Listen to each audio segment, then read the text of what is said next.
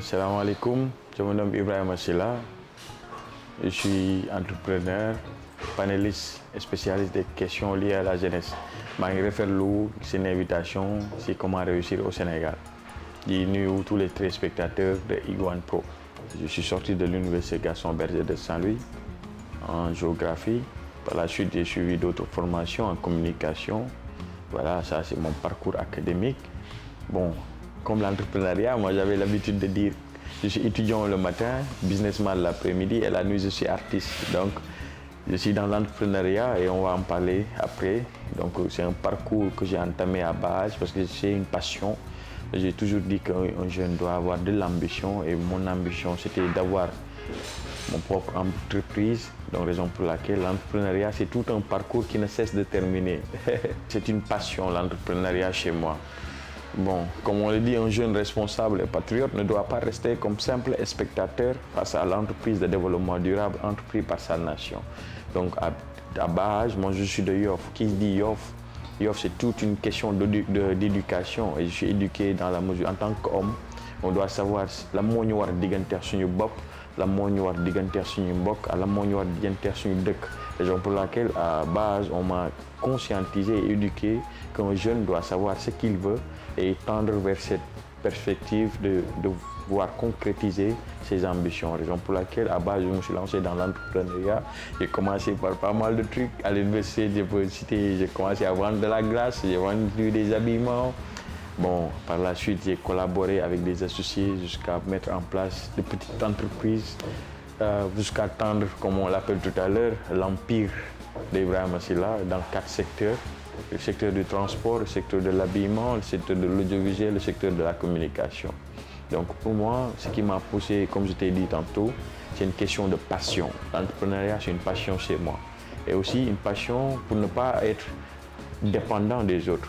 Parce que pourquoi certaines personnes aiment qu'on dépende d'elles alors que nous tous nous dépendons d'Allah? Raison pour laquelle je me suis dit, je vais me lancer, je vais prendre des risques. Comme on le dit, il ne faut pas regarder la petitesse de nos moyens, mais il faut regarder la grandeur de nos ambitions. Ma vision, comme je t'ai dit tantôt, c'est une vision d'empire, comme on le dit en anglais, d'empire. Parce que moi, j'ai une vision globale de l'entreprise. Des fois, on te dit que tu dois investir sur une seule truc et voilà, si ce truc bloque. On a donné l'exemple de Corona, Covid-19, quand il est arrivé. Beaucoup de métiers, beaucoup d'entreprises ont fait faillite. Raison pour laquelle, depuis lors, même avant Corona, j'ai eu toujours cette diversité d'investir. Parce que sinon, comme par exemple ces phénomènes arrivent, le phénomène de maladie et qui bloquent tout, comment tu vas faire? Tu vas te dire que non, attends, mon entreprise est bloquée, je ne peux plus faire. Raison pour laquelle, moi, je varie mes investissements avec mes associés. Raison pour laquelle j'ai cité 4 secteurs. Le secteur de la communication, le secteur de l'habillement, le secteur du transport, le secteur de l'audiovisuel. C'est juste pour te montrer qu'effectivement, nous devons avoir une variété. La mondialisation nécessite la diversité de nos compétences et de nos investissements. Là, on n'aura pas de blocage. C'est pour laquelle moi, j'ai une vision d'empire. J'ai formé avec mes associés l'empire. Et l'empire, il y aura des associés dans chaque secteur, les 4 secteurs fondamentaux que j'ai cités tout à l'heure. Le secteur de l'habillement, le secteur de la construction, le secteur de l'audiovisuel et le secteur de la communication. Donc ma vision globale, c'est de former une diversité d'entreprises dans 4 secteurs. Moi, j'ai une vision d'empire, si je peux le m'exprimer ainsi. La réussite dépend pour moi de la volonté divine. Mais l'essentiel, c'est d'essayer en fait. On peut dire que c'est comme le soldat qui dit que je suis mort au combat. Et on va se dire que tu as tenté en fait. Tu n'es pas cette jeune qui laisse inactif, passif, qui est une contrainte de développement, mais tu es un atout de développement. Tu es dans le gorgolo. Nous tous, nous sommes dans le gorgolo. Même le riche, il est dans le gorgolo parce que chaque jour, il essaie de voir comment je peux être plus riche. Est-ce qu'on réussit même dans la vie? On tend vers la réussite alors. C'est une question de tension. Parce que quelle que soit ta réussite, tu tends vers une plus grande réussite. Donc pour moi, la réussite, c'est une question de tension. Et si ce jeune est conscient de cela, qu'est-ce qu'il doit se dire? Mais attendez, moi je vais essayer de voir alors mon bien-être. Comment je peux être bien sur ce que je fais? Comment je peux être bien sur ma passion qui est la communication? Comment je peux être bien qui est mon travail, être un mécanicien? Comment je peux être bien qui est mon travail comme chef cuisinier? Quand tu es bien, tu tends vers la réussite. Parce que quand tu t'épanouis dans ton travail, dans ton entreprise, tu tends vers la réussite. Pour moi, la réussite est une question d'épanouissement sur ce que nous faisons, dans les activités que nous faisons. Tu peux voir un homme avec ses belles voitures, avec ses belles maisons, alors qu'il ne s'épanouit pas. Donc pour moi, la réussite, c'est une question d'épanouissement. Raison pour laquelle on me taquine souvent en me disant le milliardaire Lebou. Écoutez bien ma définition, ma conception du milliardaire Lebou, et vous allez comprendre ma réussite. Pour moi, le véritable milliardaire est celui qui se contente de ce qu'il a et limite ses désirs. Donc il faut apprendre à être heureux avec ce que nous avons. Raison pour laquelle je dis à la jeunesse sénégalaise, quelle que soit la petitesse de vos moyens, n'hésitez pas à investir, n'hésitez pas à vous cultiver sur ce que vous voulez. Si vous vous cultivez, raison pour laquelle on dit la connaissance précède l'opinion. Si vous savez ce que vous allez dire, donc quand tu n'as pas une vision globale de ce que tu veux faire, tu as un blocus personnel. Donc les gens ne peuvent pas t'aider parce que toi-même, tu ne sais pas où tu vas, où tu veux y aller. Donc il y aura un blocus. Comment les gens peuvent t'aider? Mais quand tu t'aides soi-même et que tu as une vision de soi et que tu tends vers quelque chose, c'est facile de te pousser. Donc raison pour laquelle j'appelle à la jeunesse sénégalaise à dire, écoutez, il ne faut pas regarder la petitesse de nos moyens, il faut regarder la grandeur de nos ambitions. Et aussi, nous n'avons pas besoin d'être excellents pour être performants. Avec des moyens ordinaires et de la persévérance, on peut réaliser des choses extraordinaires. Il y avait un grand entrepreneur qui disait cela, nous n'avons pas besoin d'être excellents pour être performants. Avec des moyens ordinaires, je dis bien ordinaire, on peut réaliser des choses extraordinaires. Parce qu'on peut en citer au Sénégal. On peut en citer des Serigne Mboup, on peut en citer des Massamba Meng, qui est de Yoff, et on peut en citer pas mal d'entrepreneurs qui ont commencé par des choses anodines et maintenant ils sont devenus de grands investisseurs reconnus sur le plan national et international.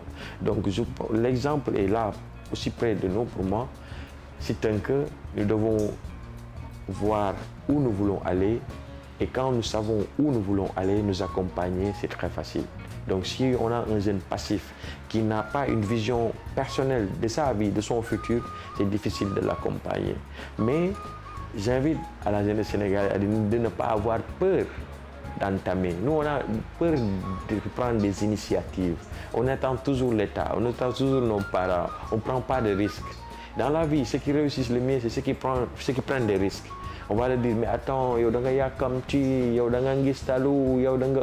fameux mots qui bloquent la pression sociale. Mais quand tu réussis et que tu tends vers cette indépendance, les gens vont te dire, mais félicitations mon gars, tu l'as fait. Alors c'est possible. Raison pour laquelle je dis à la jeunesse sénégalaise, comme le disait Obama, yes we can do it.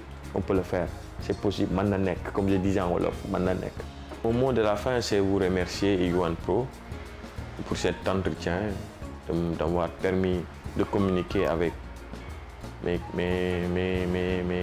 compatriotes sénégalais et vos téléspectateurs.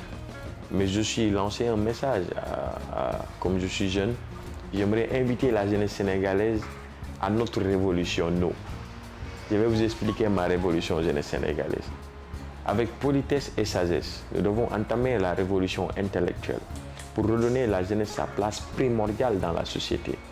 Mais ne soyons pas ces types de jeunes qui lancent des pierres aux autorités et aux policiers.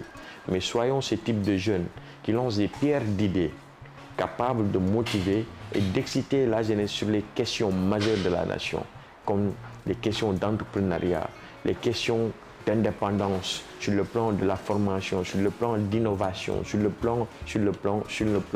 Donc j'invite à la jeunesse sénégalaise dans ma révolution, dans notre révolution.